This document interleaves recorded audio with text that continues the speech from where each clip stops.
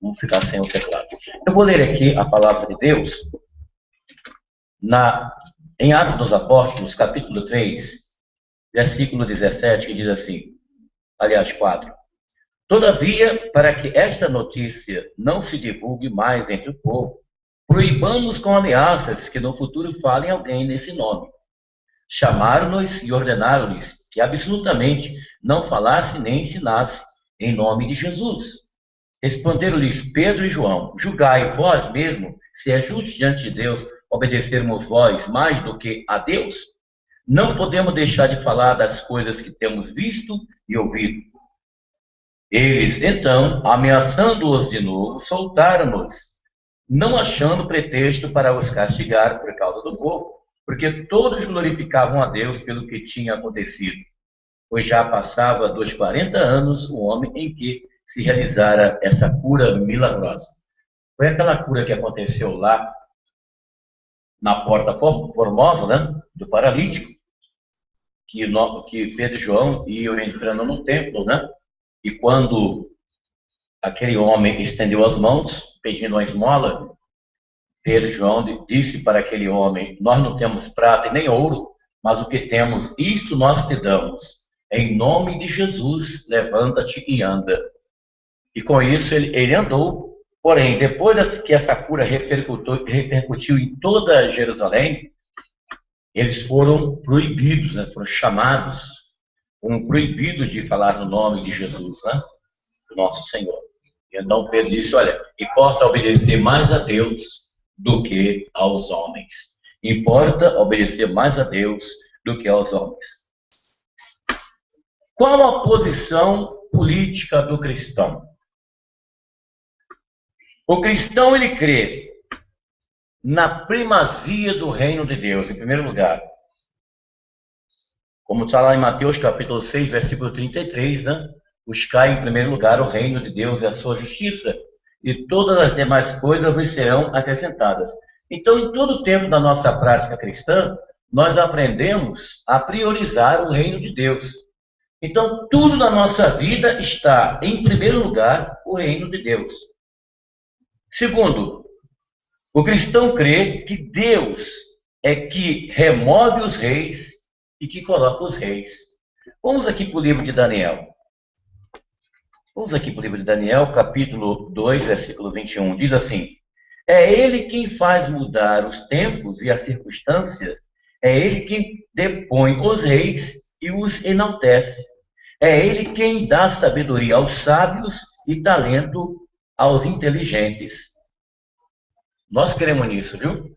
Vou repetir esse versículo, é muito interessante, capítulo 2, versículo 21 de Daniel, diz, é ele quem faz mudar de tempos as circunstâncias, é ele quem depõe os reis e o enaltece, é ele quem dá sabedoria aos sábios e talento aos inteligentes. Então é assim que nós cremos, que ele está acima de tudo, o nosso Deus, o supremo criador do universo, o nosso Pai celestial, tudo está no controle dele. Nós aprendemos nas palavras de nosso Senhor que nada acontece por acaso, até um fio da nossa cabeça, ele é contado pelo nosso Deus. O cristão, ele crê que o mal contribui para o bem para aqueles que amam a Deus. Como Paulo fala ali em Romanos, capítulo 8, versículo 28. É bom até lembrar o versículo. O mal contribui para o bem para aqueles que amam a Deus. Lembrando que a supremacia é o nosso Deus. Quarto, o cristão crê que existe um governo na terra. Vamos aqui para Romanos capítulo 13. O apóstolo São Paulo diz assim, cada qual seja submissa às autoridades constituídas, porque não há autoridade que não venha de Deus. E as que existem foram instituídas por Deus. Então, este versículo está conveniado, está em paralelo com o 2:21 de Daniel. Entendeu? Vou repetir aqui. Cada qual seja submissa às autoridades constituídas, porque não há autoridade que não venha de Deus, e as que existem foram instituídas por Deus. Assim, aquele que resiste à autoridade opõe-se à ordem estabelecida por Deus, e os que elas se opõem atrai sobre si condenação. Em verdade, as autoridades inspiram temor, não a quem pratica o bem, e sim A quem faz o mal, queres não ter o temor da autoridade? Faz o bem e terás o louvor dela, porque ela é instrumento de Deus para o teu bem. Mas se fizeres o mal, teme, porque não é sem razão que leva a espada. É ministro de Deus para fazer justiça e para exercer a ira contra aquele que pratica o mal. Portanto, é necessário submeter-se não somente por temor do castigo, mas também por dever de consciência. Paulo aqui expõe de uma forma maravilhosíssima a nossa condição de cidadãos e cidadãs dentro da nossa pátria, dentro do nosso país, né? Em outra parte, Paulo também ele fala sobre este mesmo assunto aqui. Ele fala que nós temos que interceder pelas autoridades constituídas, que nós temos que rezar. Entendeu? O governo é para nós obedecermos. Entendeu? O governo é para a prática da justiça social. Deus, ele exalta e é ele quem humilha. É Deus que coloca os reis, pessoal. Por mais ruim, por mais perverso, porque veja bem, dentro da teologia nós podemos aprender uma coisa interessante. Tudo acontece por permissão de Deus e por determinação dele. Eu vou repetir esta palavra porque isto é muito importante. Porque você pode perguntar assim, porque nós vimos em vários países no mundo aqueles reis terríveis, né?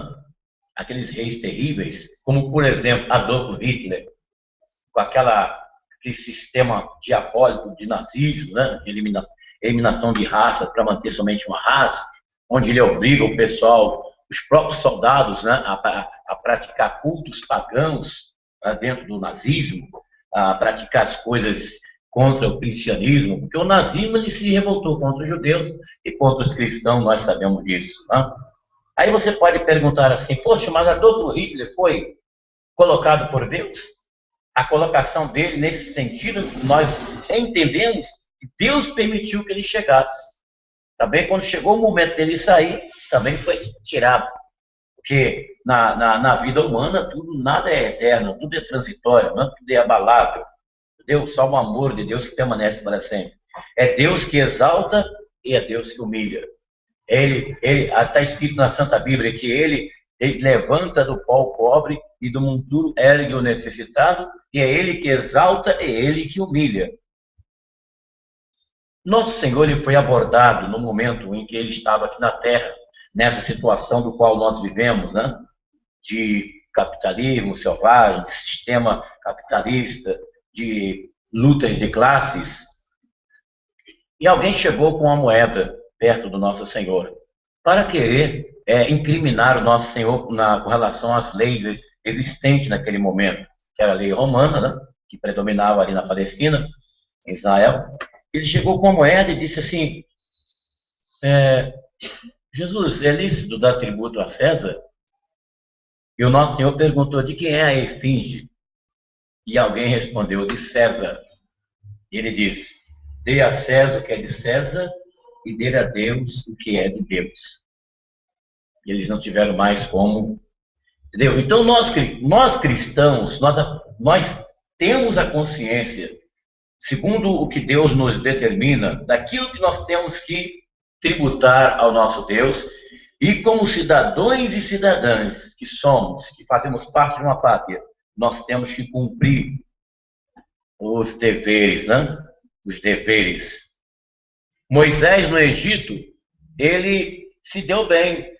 Por quê? Conhecendo as leis, ele cumpriu direitinho a lição e chegou até o momento, até o seu ápice, né?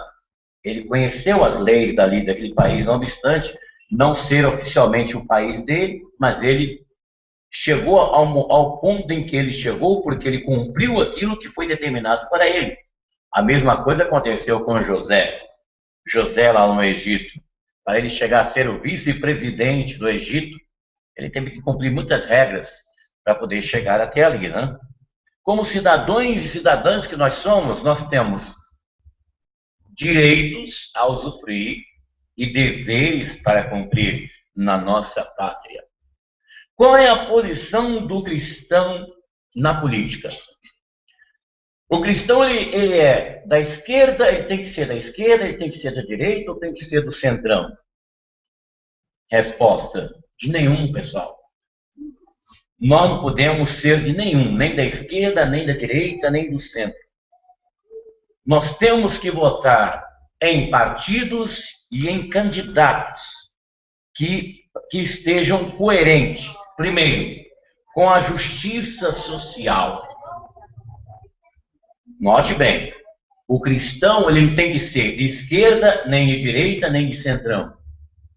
O cristão ele tem que votar, como eles, cidadãos e cidadãs que somos, temos que votar em partidos e em candidatos que são coerentes, primeiro, com a justiça social. Segundo, com o trabalho. O partido e o candidato que trabalha. Eu me lembro que teve lá no Rio de Janeiro, né, professor lá do Rio, aquele agora é ministro da Aviação Civil, Moreira Franco. Moreira Franco, ele foi governador do Rio de Janeiro, ele disputou com o Brizola, e o Moreira Franco, ele na campanha eleitoral, ele dizia assim: meu nome é trabalho, meu nome é trabalho. A campanha dele, eu guardei isso aí, achava bonito o slogan, né, que ele colocou naqueles outdoors espalhados pela cidade do Rio, e também na propaganda eleitoral do Supremo Tribunal Eleitoral, ali, aqueles pedacinhos que tinha no rádio e televisão, meu nome é trabalho. Então você tem que observar o partido e o candidato que trabalha, que executa, que já fez, entendeu? Eu estou achando lindo a propaganda que estão colocando na televisão agora, né? Da Prefeitura de São Paulo. Eles dizem, Prefeitura de São Paulo, trabalhando e fazendo aquilo que teria que ser feito. Gostei. Então você tem que observar o partido e o candidato que trabalha, que trabalhou, que trabalha e que tem disponibilidade para o trabalho. Você tem que ver a vida pregressa, tanto do partido quanto do candidato, para você votar. Terceiro, o cristão tem que votar em candidatos e partidos que têm experiência política, experiência de mando, experiência administrativa. Entendeu? Para isso, você tem que ler, você tem que pesquisar, você tem que procurar saber o que é aquele partido, se possível, até o estatuto do partido, você deveria até conhecer, que isso aí, hoje, com a acessão da internet, tem condição de você, não precisa nem você comprar livros, basta você ter o computador e, através do computador, você acessar e ter essas informações gratuitamente lá no seu computador, pela internet, e você saberá. Entendeu? A experiência. Entendeu? Você tem que votar em pessoas que têm experiência, em pessoas que têm maturidade política, que têm uma história, tem um histórico de maturidade política. Entendeu? O cristão tem que votar em partidos e em candidatos que têm a lealdade. E em quinto lugar, o cristão tem que votar em partidos e em candidatos que têm compromisso com a Constituição. Vocês sabem que a Constituição é a lei maior do país, aonde estão as principais leis que regem a nossa nação. E todas as propostas feitas pelos candidatos, tudo aquilo que é proposto em benefício da população, da cidade, do local, do país, da indústria, então tem que estar conveniado, compatibilizado com a Constituição. Então, se você sabe que um candidato já criou leis, já propôs leis que bate de frente com a Constituição, então não merece seu voto, não merece o meu voto como cristão. O cristão tem que votar em partido e em candidatos cujo o estatuto do partido e a experiência política daquele candidato esteja compactuado com a Constituição, que é a lei maior do país.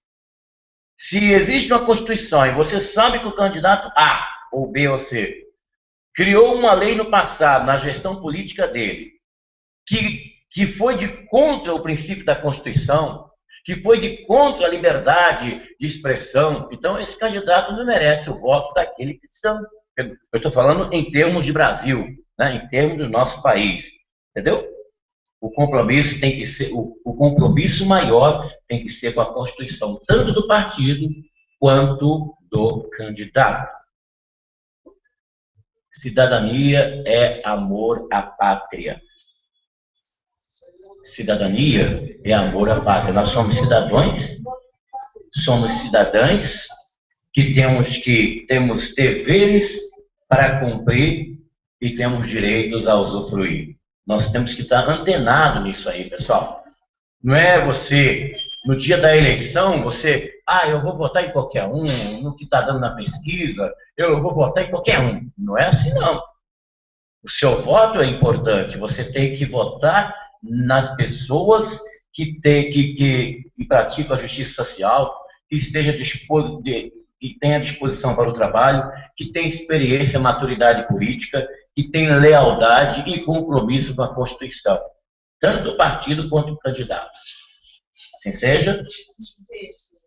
Então, em suma, o cristão ele não deve ser nem da direita, nem do centro, nem da esquerda. O cristão tem que votar em candidato e em partido que estejam dentro dessas situações do qual nós falamos nesta noite para você. Próxima quarta-feira, nós vamos responder a seguinte pergunta. O cristão ele pode ser um torcedor de futebol? Ele pode ser um torcedor veterano? Uma vez no Maracanã, o indivíduo torcedor do Flamengo, ele estava entrando para assistir o jogo no Maracanã, uma partida, um dos clássicos do Rio, chamado Fla-Flu, Flamengo e Fluminense. E ele foi entrevistado pelos repórteres da televisão. Você sabe que o símbolo do Flamengo é um urubu. Todos os times têm uma ave, um bichinho lá, né?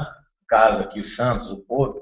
Sempre tem um bichinho, uma coisa que simboliza, né? No caso do Corinthians aqui em São Paulo, é um gavião, não é isso? E assim sucessivamente.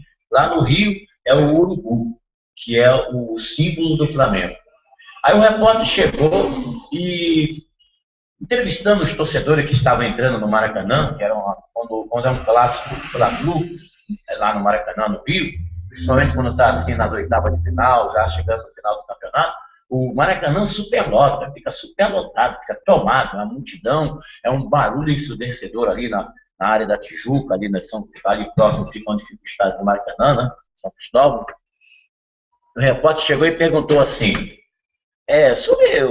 sobre a presença dele ali, né, que ele estava todo ornamentado, com bandeira, com a roupa do Flamengo, e ele disse assim, e o repórter fez a pergunta, disse, hoje se o Flamengo não ganhar, eu vou comer um urubu cru, com pena e tudo. O extremo do fanatismo, né, pessoal? O extremo do fanatismo. O cristão ele pode ser um torcedor? Quando o Brasil perdeu a Copa lá, né? Aliás, uma Copa passada que o Brasil perdeu, as pessoas ficaram na rua com a bandeira enrolada, né? Ficaram na rua com a bandeira enrolada, chorando. Outro jogou a cabeça na televisão, o outro bebeu até ir para o hospital. Muitas coisas que aconteceram com várias pessoas quando o Brasil perdeu a Copa passada. E o cristão? O filho e a filha de Deus, ele pode enfileirar no corredor dos torcedores? Ele pode ser um torcedor veterano por um time de futebol, pela seleção brasileira? Próxima quarta-feira, pode um cristão ser um torcedor? E na próxima quarta-feira que nós responderemos isso aí. E depois de amanhã, sexta-feira, na 11ª celebração da crucificação do mal.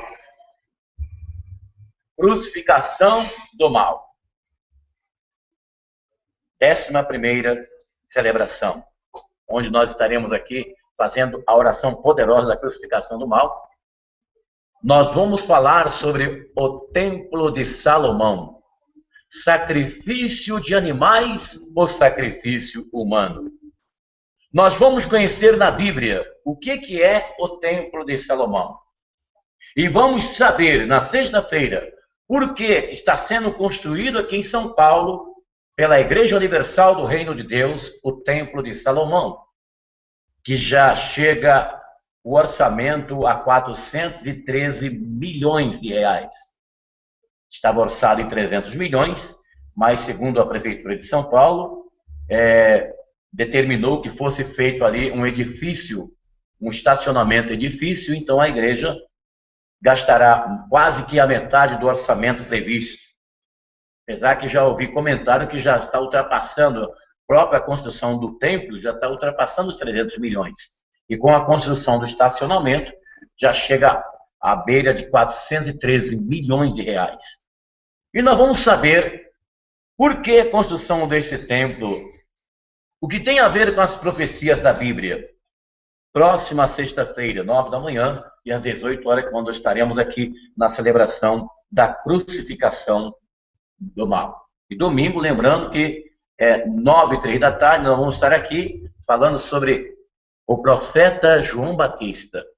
João Batista, o profeta, precursor de Jesus. Nós vamos conhecer quem foi este profeta, que é cultuado pelas religiões secretas. Religiões secretas cultuam João Batista. Mas por que esse culto para João Batista? Próximo domingo. Domingo passado nós falamos sobre Elias, né? Profeta do fogo. E domingo, o profeta João Batista. Essa é uma transmissão diretamente do Santuário Yahvé, de Santo Amaro, São Paulo, capital, que fica localizada na rua Desembargador Bandeira de Melo, número 513. Eu sou o Bispo Afonso Querubim e tenho a alegria de poder estar aqui com vocês, trazendo a palavra de Deus. Você que é da Zona Sul de São Paulo, e se você é o nosso convidado para estar conosco no Santuário Yahvé, em Santo Amaro, na rua Desembargador Bandeira de Melo, número 513. Muito especialmente você que foi vítima de obra de macumbaria, de feitiçaria, você que vive uma vida amarrada, trancada, você que não tem sorte no amor, que já procurou até macumba, coisas da esquerda para ajudar você, e você está aí todo enrolado, então nós estamos aqui prontos para receber você, aqui no centro de Santo Amaro, próximo ao Shopping Boa Vista, próximo ao Largo 13 de Maio. Se você passar no santuário durante o dia, mesmo fora da hora da celebração, eu vou dar para você esta oração aqui, é a oração da crucificação do mal. Você vai receber essa oração gratuitamente para você fazer e exorcizar as coisas ruins, que é uma oração de exorcismo, para exorcizar as coisas ruins que estão na sua vida, em nome de Jesus. Se você quiser entrar em contato conosco, o nosso e-mail é missãoiavé@gmail.com. missãoiavé@gmail.com. Você pode também ligar para nós, telefone, prefixo 11, São Paulo, 2597-6926. 2597-6926. E é o telefone para você ligar e marcar a sua consulta espiritual. Tá bem? Em nome de Jesus. Você que nos assiste aí pelo YouTube, você pode se inscrever no nosso canal, canal Missão Yahvé. É só você clicar nessa parte vermelhinha que está aí aqui debaixo do vídeo. Essa parte que está escrita assim, inscrever-se. É só você clicar que automaticamente você vai estar inscrito, tá bem? No nosso canal. E todas as vezes que nós postarmos os vídeos aqui, você receberá aí no seu canal os vídeos com a palavra de Deus. Que o Senhor te abençoe e te guarde, que o Senhor faça resplandecer o seu rosto sobre ti e tenha misericórdia de ti. Que o Senhor sobre ti levante o seu rosto e te dê a paz. A qualquer momento eu vou estar por aqui trazendo para você a palavra